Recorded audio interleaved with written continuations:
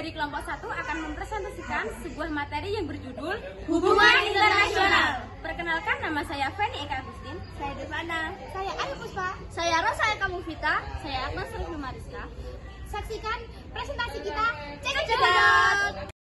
Yang pertama yaitu makna hubungan internasional. Pengertian hubungan internasional sendiri secara umum yaitu suatu hubungan yang bersifat global yang meliputi seluruh hubungan-hubungan yang ada dengan melampaui batas-batas kenegaraan. Sedangkan menurut KBBI, hubungan internasional merupakan cabang ilmu yang mempelajari tentang interaksi, relasi, dan juga komunikasi yang terjalin antar negara yang berkaitan dengan kebijakan luar negeri yang meliputi ekonomi, politik, sosial, budaya, dan lain sebagainya. Hubungan internasional ini sendiri terjadi karena keadaan antar negara yang saling membutuhkan dan saling berkaitan antara yang satu dengan yang lainnya.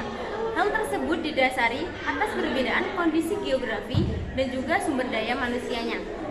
Yang kedua yaitu komponen hubungan internasional. Komponen hubungan internasional terdiri atas 4. Yang pertama, politik internasional. Politik internasional merupakan suatu hubungan, kebijakan, ataupun tindakan yang diambil oleh dua negara atau lebih yang berkaitan dengan politik. Yang kedua, studi tentang peristiwa internasional merupakan mempelajari ataupun mengungkapkan peristiwa yang pernah terjadi secara internasional. Yang ketiga yaitu hukum internasional, merupakan suatu aturan-aturan atau hukum yang harus ditaati oleh seluruh bangsa yang ada di seluruh bangsa. Yang pertama, politik internasional. Politik internasional merupakan hubungan, tindakan ataupun respon dalam bidang politik yang diambil oleh dua negara atau lebih. Yang kedua yaitu studi tentang peristiwa internasional, merupakan mempelajari ataupun menerangkan tentang peristiwa-peristiwa internasional yang pernah terjadi. Yang ketiga yaitu hukum internasional. Hukum internasional merupakan suatu aturan atau hukum yang harus ditaati oleh semua negara. Dan yang keempat atau yang terakhir yaitu organisasi administrasi internasional, merupakan kegiatan-kegiatan yang diambil oleh organisasi internasional untuk mencukupi kebutuhan ataupun kepentingan anggotanya. Yang terakhir yaitu makna hubungan internasional itu sendiri. Makna hubungan internasional sendiri diantaranya 1. Menjalin kelangsungan hidup berbangsa di tengah bangsa-bangsa lain. Yang kedua, membangun solidaritas antar bangsa. Yang ketiga, memberikan peluang untuk berpartisipasi dalam perdamaian dunia. Yang keempat, memberikan peluang untuk membantu negara-negara lain ataupun bangsa-bangsa lain yang sedang tertindas. Dan juga yang terakhir yaitu untuk menyelesaikan konflik. Sekian, terima kasih. Yang kedua yaitu selanjutnya mengenai pentingnya hubungan internasional bagi Indonesia. Pentingnya hubungan internasional bagi Indonesia yang pertama yaitu melalui faktor-faktor kerjasama dalam hubungan internasional. Suatu negara tidak dapat hidup sendiri tanpa bantuan dan juga kerjasama dari negara lain. Contoh, ketika awal kemerdekaan Indonesia membutuhkan pengakuan dan juga dukungan dari negara lain untuk membuktikan bahwa negara kita benar-benar negara yang telah merdeka. Oleh karena itu, para pendiri negara menjalin hubungan kerjasama dengan negara-negara lain agar mendapat dukungan dari negara-negara tersebut. Jadi perlu adanya kerjasama hubungan internasional dengan negara lain. Antara lain juga karena adanya faktor-faktor internal dan juga eksternal. Faktor internal yaitu adanya kekhawatiran hidup suatu negara baik melalui kudeta ataupun intervensi dari negara lain. Yang kedua yaitu melalui faktor eksternal. Faktor eksternal sendiri yaitu tentang ketentuan hukum alam bahwa suatu negara tidak dapat hidup sendiri tanpa bantuan dari negara lain.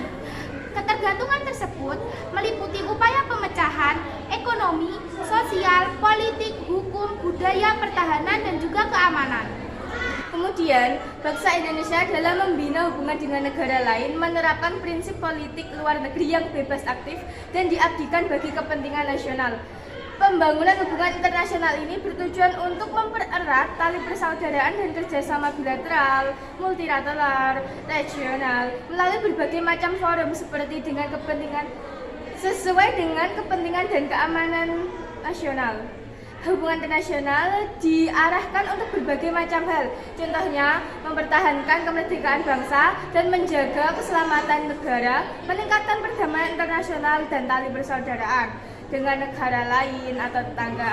Untuk mencapai tujuan tersebut, Indonesia harus mampu meningkatkan kualitas kerjasama internasional dengan negara lain agar tercapai apa yang diinginkan. Lalu selanjutnya yaitu mengenai manfaat hubungan internasional. Manfaat hubungan internasional terdiri dari beberapa faktor. Yang pertama yaitu meliputi faktor ideologi. Manfaat dari faktor ideologi yaitu dapat mengenalkan ideologi bangsa Indonesia kepada masyarakat internasional. Yang kedua yaitu mengenai faktor politik. Faktor politik memiliki manfaat yaitu dapat membangun reputasi baik dan juga mendorong bantuan hukum bagi warga Indonesia yang tinggal dan berada di luar negeri. Lalu faktor yang ketiga yaitu meliputi faktor ekonomi. Manfaat faktor ekonomi yaitu dapat meningkatkan perekonomian bangsa dan juga memperbesar peluang ekspor Yang dan keempat impor. yaitu hubungan internasional dalam bidang sosial dan budaya. Manfaatnya yaitu untuk menambah wawasan kita terhadap budaya asing dan menambah devisa negara.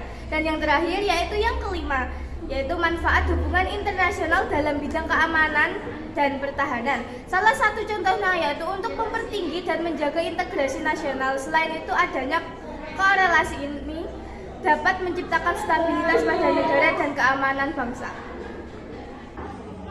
Yang ketiga adalah politik luar negeri dalam menjalin hubungan internasional.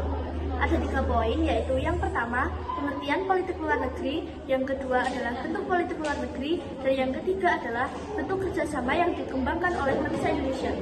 Yang pertama, pengertian politik luar negeri. Politik luar negeri adalah suatu kebijakan yang dibuat oleh negara untuk menjalin hubungan dan kerjasama dengan negara lain. Yang kedua adalah bentuk politik luar negeri. Pada awal pendirian negara Republik Indonesia, kita dihadapkan pada satu situasi dunia, yaitu Perang Dunia Kedua antara Blok Barat dan Blok Timur.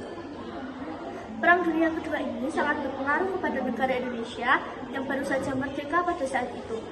Tetapi negara kita, negara Indonesia, harus menjadi subjek dan memperkuat tujuannya sendiri, yaitu merdeka seutuhnya tanpa rongrongan dari negara lain. Nah, dari sini dapat kita simpulkan bahwa politik luar negeri Indonesia bersifat bebas dan aktif.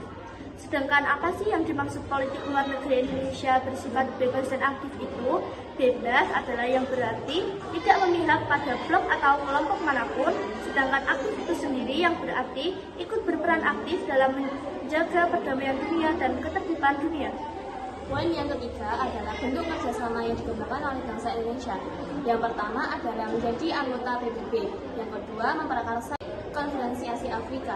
Yang ketiga, keaktifan Indonesia sebagai pelopor gerakan non-blok, yang berarti Indonesia juga turut serta dalam peperangan perang dingin antara Blok Barat dan Blok Timur. Yang keempat adalah terlibat langsung dalam misi perdamaian Dewan Keamanan PBB dengan mengirimkan pasukan Garuda ke berbagai negara yang sedang dilanda konflik. Indonesia juga merupakan anggota tidak tetap Dewan Keamanan PBB. Yang kelima, Indonesia merupakan salah satu pendiri ASEAN. Yang keenam, ikut serta dalam pesta olahraga internasional.